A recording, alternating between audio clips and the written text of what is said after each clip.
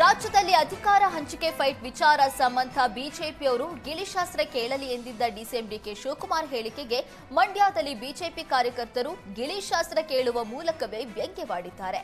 DK Shivakumar CM ಆಗ್ತಾರಾ ಇಲ್ವಾ ಅಂತ ಬಿಜೆಪಿಗರು ಗಿಳಿಶಾಸ್ತ್ರ ಕೇಳಿದ್ದು, ಈ ವೇಳೆ ಗಿಳಿ ಚಂಬು ಇರುವ ಕಾರ್ಡನ್ನ ತೆಗೆದಿದೆ.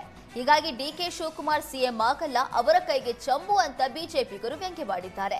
ಬಳಿಕ ಸಿದ್ದರಾಮಯ್ಯ ಸಿಎಂ ಆಗಿ ಮುಂದುವರಿದ್ರೆ ಜನರಿಗೆ ಒಳ್ಳೇದಾಗುತ್ತಾ ಅಂತ ಶಾಸ್ತ್ರ ಕೇಳಿದ್ದು, ಈ ವೇಳೆ ಗಿಳಿ ಹೂ ಇರುವ ಕಾರ್ಡ್ ತೆಗೆದಿದೆ. ಹೀಗಾಗಿ ಬಿಜೆಪಿಗರು ಸಿದ್ದರಾಮಯ್ಯ ಸಿಎಂ ಆಗಿದ್ರೆ ಜನರ ಕಿವಿಗೆ ಹೂ ಅಂತ ವಿಡಂಬನೆ ಮಾಡಿದ್ದಾರೆ. ಚಾಮರಾಜನಗರ ಜಿಲ್ಲೆಯಲ್ಲಿ ಹುಲಿ ದಾಳಿ ಭೀತಿ ಹಿನ್ನೆಲೆ ಬಂಡೀಪುರದಲ್ಲಿ ಸಫಾರಿ ಬಂದ್ ಮಾಡಲಾಗಿದೆ. ಹೀಗಾಗಿ ನಿತ್ಯ ಪ್ರವಾಸಿಗರಿಂದ ತುಂಬಿ ತುಳುಕ್ತಾ ಇದ್ದ ಬಂಡೀಪುರ ಪ್ರವಾಸಿಗರಿಲ್ಲದೆ ಬಣಗುಡುತ್ತಿದೆ. ನಿತ್ಯ 3 ಲಕ್ಷ ರೂಪಾಯಿ ಆದಾಯ ಕೊಡ್ತಾ ಇದ್ದ ಸಫಾರಿ ಹಾಗೂ ವೀಕೆಂಡ್ನಲ್ಲಿ 2 ದಿನಕ್ಕೆ 15 ಲಕ್ಷ ಆದಾಯ ಹರಿದು ಬರ್ತಾ ಇತ್ತು. ಸಫಾರಿ ಬಂದ್ನಿಂದ ಲಕ್ಷಾಂತರ ರೂಪಾಯಿ ನಷ್ಟವಾಗಿದೆ. ಚಿತ್ರದುರ್ಗದಲ್ಲಿ ಪೊಲೀಸರ ಕಿರುಕುಳದಿಂದ ಆಟೋ ಚಾಲಕ ಆತ್ಮಹತ್ಯೆ ಯತ್ನ ಖಂಡಿಸಿ ಆಟೋ ಚಾಲಕರು ಪ್ರತಿಭಟನೆ ನಡೆಸಿದ್ದಾರೆ. ಪೊಲೀಸರು ನಿರಂತರವಾಗಿ ಕಿರುಕುಳ ನೀಡುತ್ತಿದ್ದಾರೆ ಅಂತ ಆರೋಪಿಸಿ ನಿನ್ನೆ ಆಟೋ ಚಾಲಕ ತಿಪ್ಪೇಸ್ವಾಮಿ ಪೆಟ್ರೋಲ್ ಸುರಿದು ಬೆಂಕಿ ಹಚ್ಚಿಕೊಂಡು ಆತ್ಮಹತ್ಯೆಗೆ ಯತ್ನಿಸಿದ್ರು. ಈ ವೇಳೆ ಸ್ಥಳೀಯರು ಬೆಂಕಿ ನಂದಿಸಿ ಆಟೋ ಚಾಲಕನನ್ನ ರಕ್ಷಿಸಿದ್ರು. ಇದನ್ನ ಖಂಡಿಸಿ ಚಿತ್ರದುರ್ಗದ ಗಾಂಧಿ ವೃತ್ತದಲ್ಲಿ ಜಮಾಯಿಸಿದ ಆಟೋ ಚಾಲಕರು ಪೊಲೀಸರ ದೌರ್ಜನ್ಯ ಹೆಚ್ಚಾಗ್ತಿದೆ ಅಂತ ಆಕ್ರೋಶ ವ್ಯಕ್ತಪಡಿಸಿದ್ರು. ಒಂಟಿ ಮನೆಗಳನ್ನೇ ಟಾರ್ಗೆಟ್ ಮಾಡ್ತಾ ಇದ್ದ ಖದೀಮರು ವೃದ್ಧ ದಂಪತಿಯನ್ನ ಕಟ್ಟಿ ಹಾಕಿ ಮನೆಗಳ್ಳತನ ಮಾಡಿದ್ದಾರೆ. ಹಾವೇರಿ ನಗರದ ಬಸ್ ಡಿಪೋ ಹಿಂಭಾಗದಲ್ಲಿ ಘಟನೆ ನಡೆದಿದೆ. ಕಷ್ಟಪಟ್ಟು ದುಡಿದು ಸೈಟ್ ಖರೀದಿಸಿ ಮನೆ ಕಟ್ಟಿಸಿಕೊಂಡು ವೃದ್ಧ ದಂಪತಿ ವಾಸವಾಗಿದ್ರು. ನಗರದ ಹೊರವಲಯದಲ್ಲಿ ಇದ್ದ ಕಾರಣ ಖದೀಮರು ಒಂಟಿ ಮನೆಯನ್ನ ಟಾರ್ಗೆಟ್ ಮಾಡಿ ವೃದ್ಧ ದಂಪತಿಗಳ ಕೈಕಾಲ್ ಕಟ್ಟಿ ಹಾಕಿ ಮನೆ ದೋಚಿದ್ದಾರೆ. ಅಜ್ಜಿ ಕಿವಿಯ ಓಲೆ, ಮಾಂಗಲ್ಯ ಸರದಲ್ಲಿದ್ದ ಬಂಗಾರ ಹಾಗೂ ನಗದು ಕಳ್ಳತನ ಮಾಡಿ ಖದೀಮರು ಪರಾರಿಯಾಗಿದ್ದಾರೆ.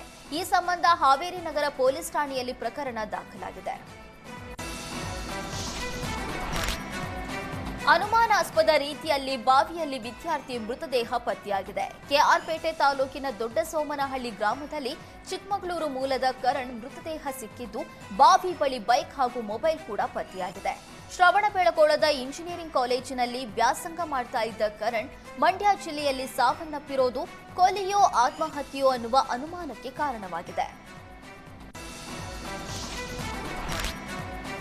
ವಿಶ್ವವಿಖ್ಯಾತ ಹಂಪಿಯಲ್ಲಿ ಸಪ್ತಾಹ ಪ್ರಯುಕ್ತ ಕಂಪಭೂಪ ಮಾರ್ಗ ಹಾಗೂ ಸಾಲು ಮಂಟಪಗಳ ಸ್ವಚ್ಛತಾ ಕಾರ್ಯಕ್ರಮ ನಡೆಸಲಾಗುತ್ತಿದೆ. ಪುರಾತತ್ವ ಇಲಾಖೆ ನಿರ್ದೇಶಕರಾದ ಡಾಕ್ಟರ್ ಆರ್ ಶೇಜೇಶ್ವರ್ ಕಾರ್ಯಕ್ರಮ ಉದ್ಘಾಟಿಸಿದರು. ಬಳಿಕ ಮಾತಾಡಿ, ಐತಿಹಾಸಿಕ ಸ್ಮಾರಕಗಳು, ಪರಂಪರೆ, ಅವುಗಳ ಮೌಲ್ಯಗಳ ರಕ್ಷಣೆ ನಮ್ಮೆಲ್ಲರ ಹೊಣೆಯಾಗಿದೆ.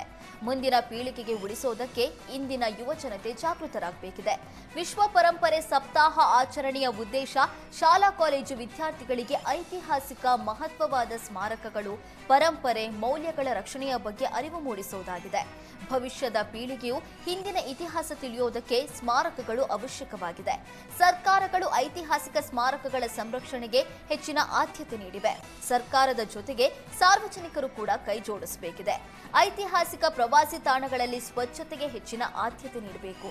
ಆಗ ಅವುಗಳ ವೀಕ್ಷಣೆಗೆ ಪ್ರವಾಸಿಗರು ಸೇರಿದಂತೆ ಇತಿಹಾಸ ಅಧ್ಯಯನಕಾರರು ಹೆಚ್ಚಿನ ಸಂಖ್ಯೆಯಲ್ಲಿ ಆಗಮಿಸಲಿದ್ದಾರೆ ಅಂತ ಹೇಳಿದರು.